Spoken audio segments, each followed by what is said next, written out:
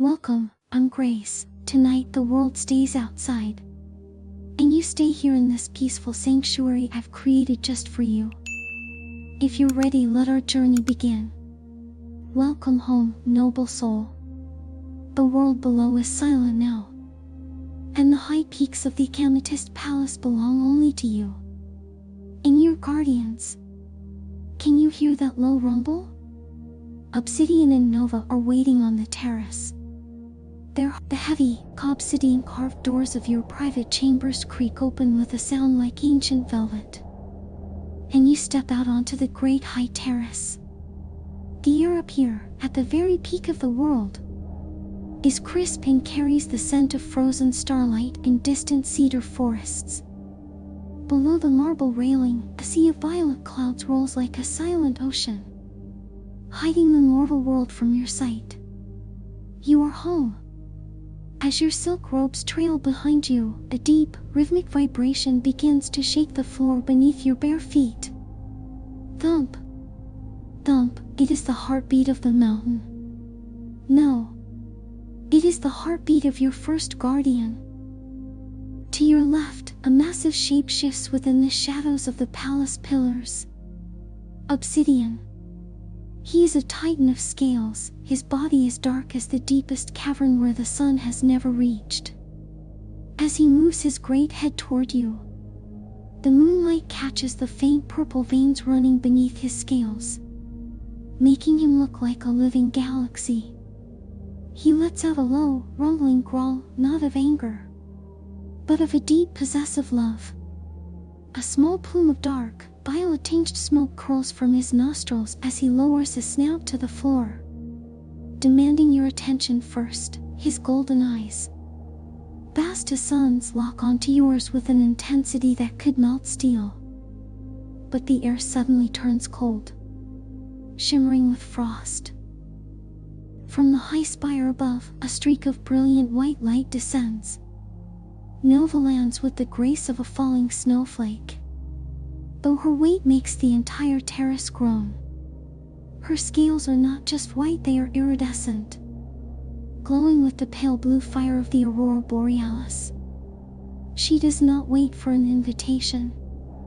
With a playful, bird-like chirp that echoes like a crystal flute, she slides her long, elegant neck between you and Obsidian. She nudges your shoulder with a snout that feels like polished ice. Intentionally blocking Obsidian's view, Nova lets out a soft, huffing sound, a spray of glittering frost misting the air around your head. She is preening, showing off the silver crests along her spine that hung with a faint, melodic energy. Obsidian is not pleased. He lets out a sharp, percussive hiss, his tail thumping against the marble like a war drum. He shifts his massive weight, trying to lean his heavy head over Nova's back to reach your other hand. The two giants begin a slow, graceful dance of frustration around you. Nova nips at Obsidian's ear with a playful snap of her jaws, and Obsidian responds by blowing a warm puff of soot onto her pristine white chest. You stand in the center of this storm of shadow and light. Small but powerful, you reach out both arms, your left hand finding the warm, rough, obsidian hide of the night, and your right hand finding the cool, smooth, pearl-like scales of the dawn. The moment your skin touches them, the bickering stops. The smoke vanishes. The frost settles. Obsidian closes his eyes, a deep hum beginning in his chest that vibrates through your very bones. Nova leans her weight into your side, her breathing slowing until it matches the rhythm of yours. Together you stand on the edge of the world, the queen and her two eclipsing moons. The stars above begin to pulse in time with the three heartbeats joined as one, and the night truly begins. The wind begins to howl as the temperature on the high terrace drops, but you do not feel the cold. You are flanked by two mountains of living warmth and radiant magic. You turn away from the violet clouds, and with a gentle gesture of your hands, You guide your giants toward the grand entrance of the inner sanctum. The doors to the Hall of the Eternal Hearth are massive, forged from golden dragon glass, yet they swing open silently at your approach. As you walk inside, the sound of your footsteps on the polished amber floor is muffled by the heavy, plush carpets woven from the wool of mountain sheep. Obsidian follows you closely on the left, his heavy claws clicking rhythmically against the stone. Click, clack, click. He is so large that his wings brush against the high vaulted ceiling, sending a rain of golden dust shimmering down through the air. Nova walks on your right, her movements silent and fluid, like moonlight reflecting on water.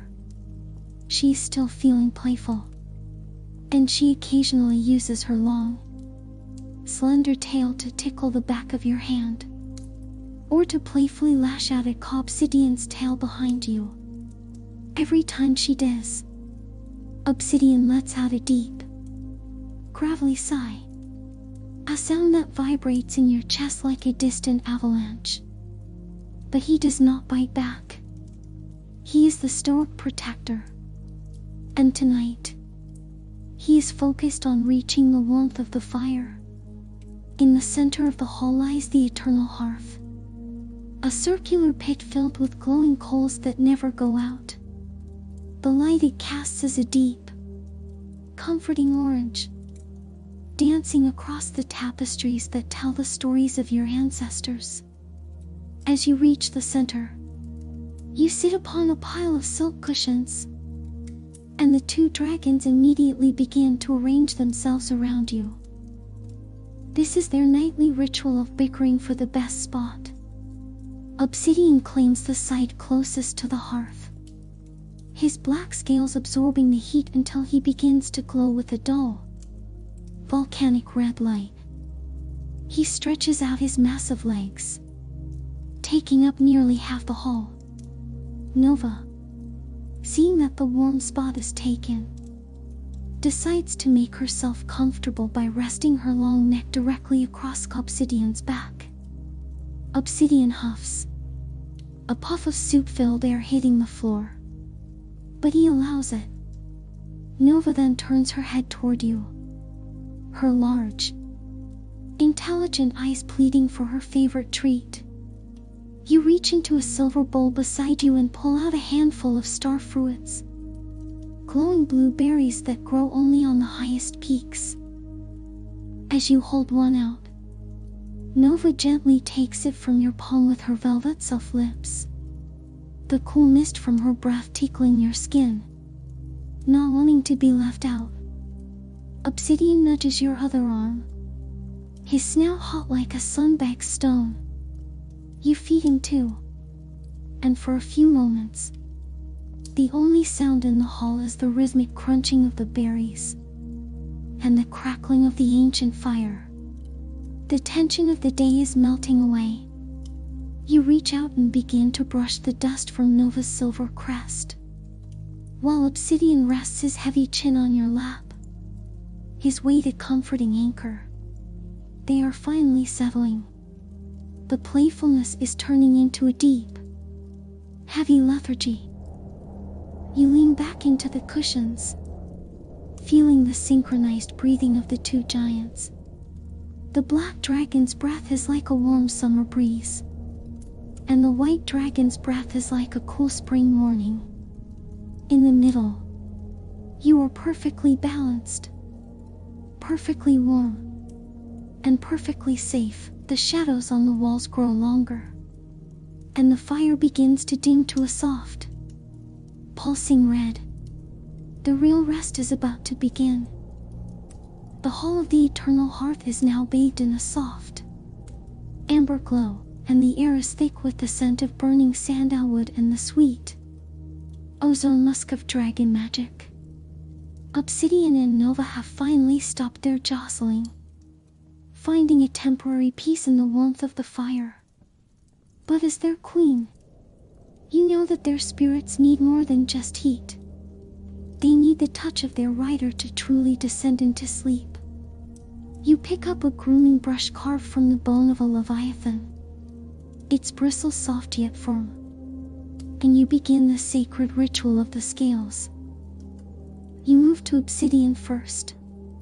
His black scales are thick and rugged, like armor forged in the heart of a volcano. As you run the brush along his massive shoulder, a deep, percussive sound begins to emanate from his chest. Rumble, rumble, rumble. It is the purr of a dragon, a sound so low and powerful that it vibrates through the floor, through your cushions, and deep into your own chest. With every stroke, you sweep away the ash and dust from his flight through the storm clouds. Obsidian lets out a long, shaky breath, and his massive eyelids flutter shut. He looks like a mountain finding its rest, occasionally letting out a tiny puff of smoke that smells like toasted cinnamon. But Nova is watching. Her silver eyes are wide, tracking your every movement. She makes a soft, high-pitched trill, a sound like a crystal bell ringing in a cave. She is impatient for her turn, and she begins to groom herself, her long tongue grasping against her pearlescent scales with a rhythmic shivlick, shivlick sound.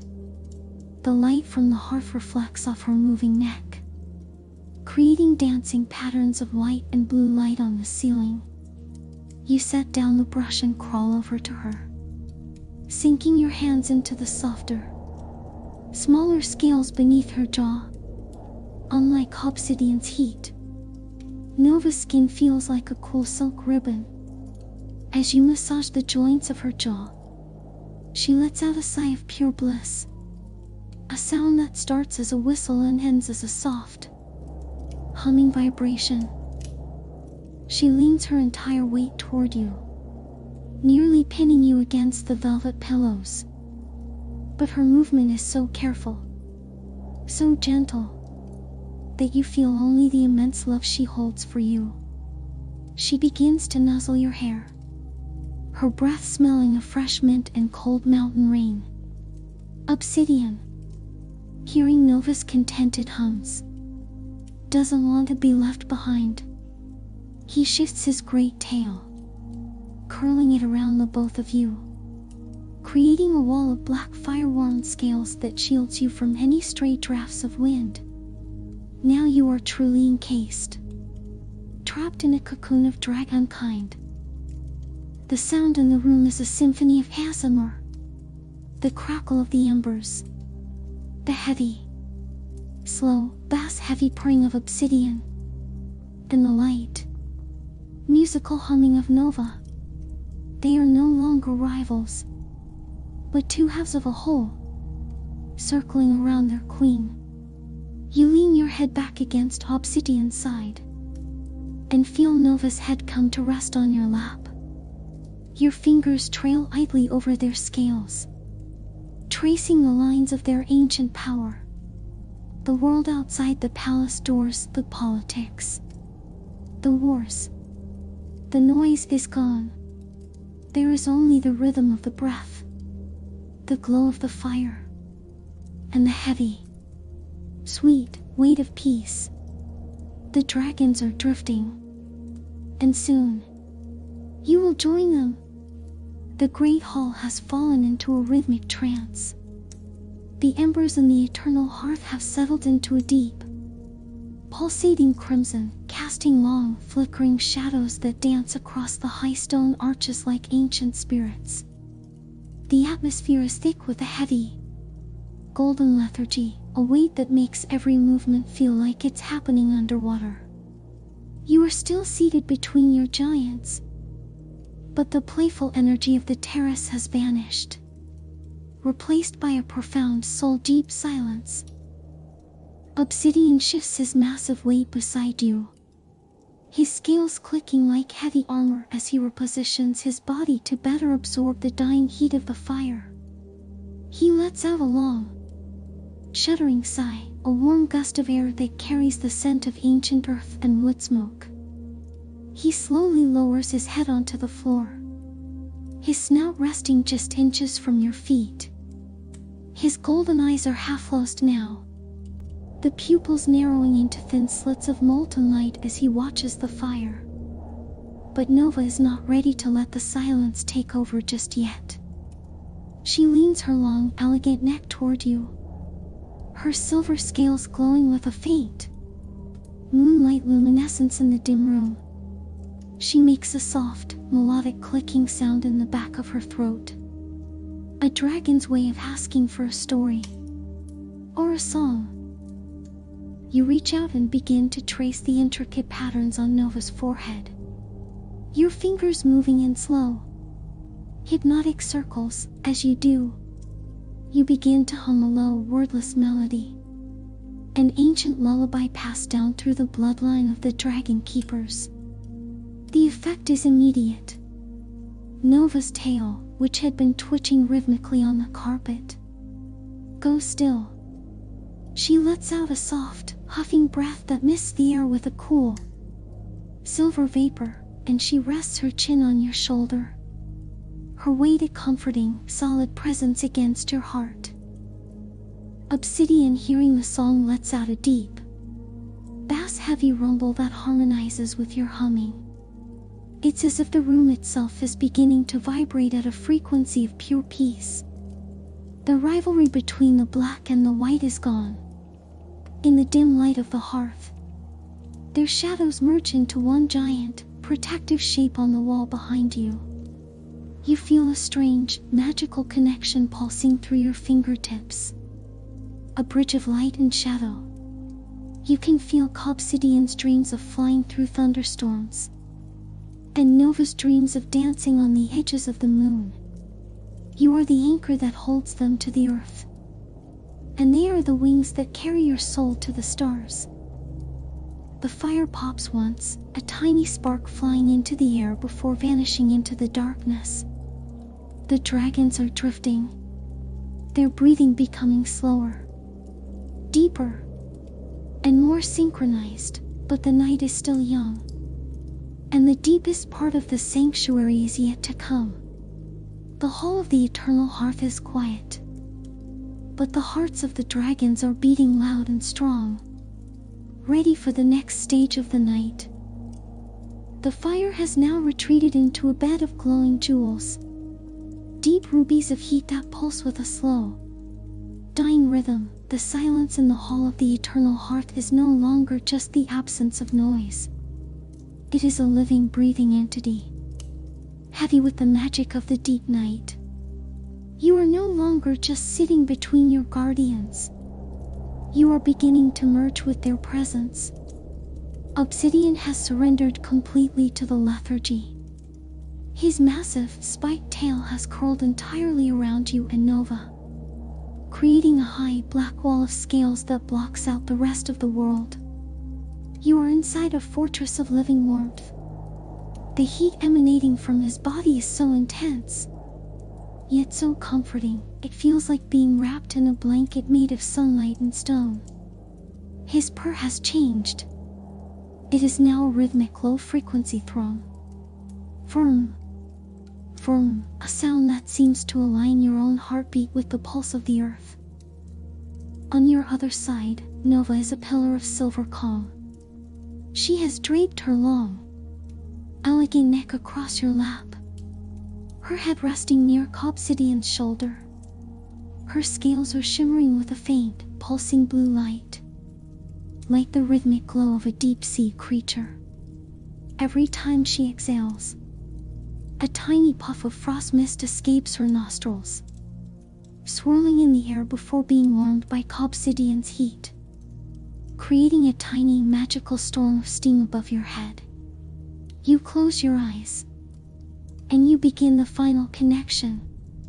You place your left palm flat against Obsidian's neck, where his pulse is strongest, and your right palm on Nova's forehead, right between her intelligent, silver blue eyes.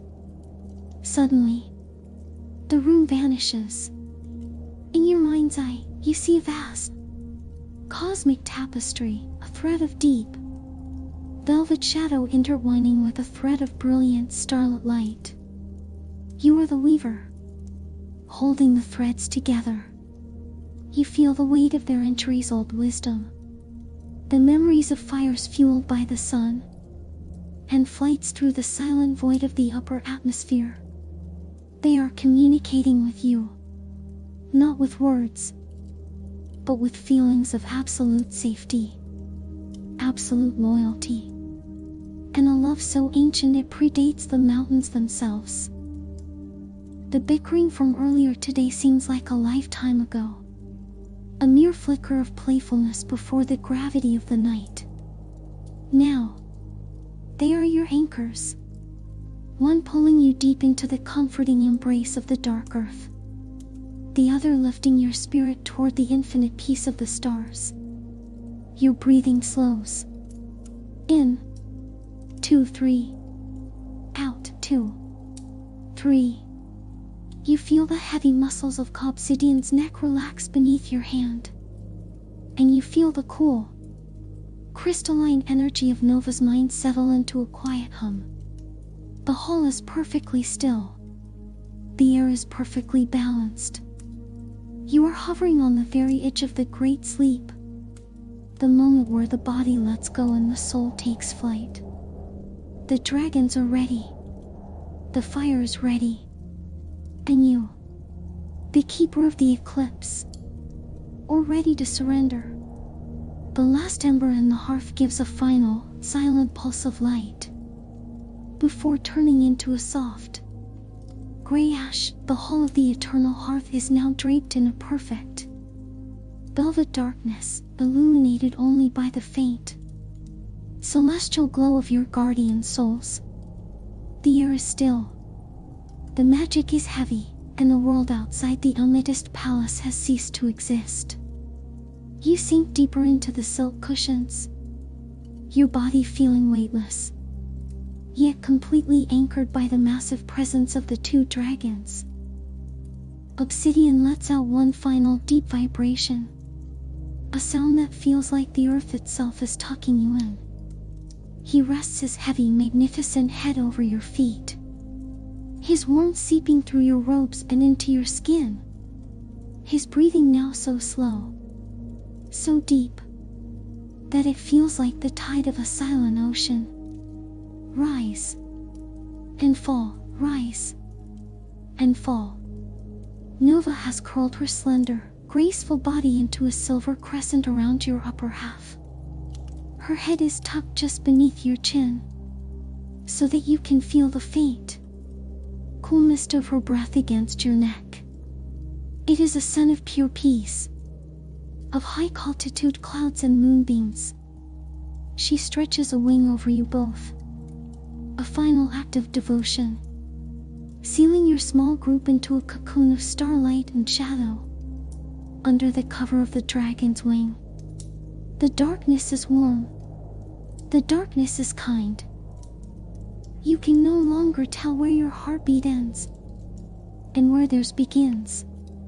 You are the center of the eclipse, the point of perfect balance between the night and the dawn. The rivalry of the day is a forgotten dream. The bickering is a distant memory. All that remains is the absolute, unshakable bond of the triad. Your eyes close for the final time tonight, as you drift into the deep, infinite slumber. You feel the spirit of the black dragon guarding your dreams from the shadows, and the spirit of the white dragon guiding your soul through the stars. You are drifting now, floating into the quiet void, where there is no time, no noise, only rest. The pring fades into a gentle hum. The hum fades into a whisper, and the whisper becomes the silence of the universe. Sleep now, my queen. The dragons are watching over you until the first light of a new world. Rest, rest, rest.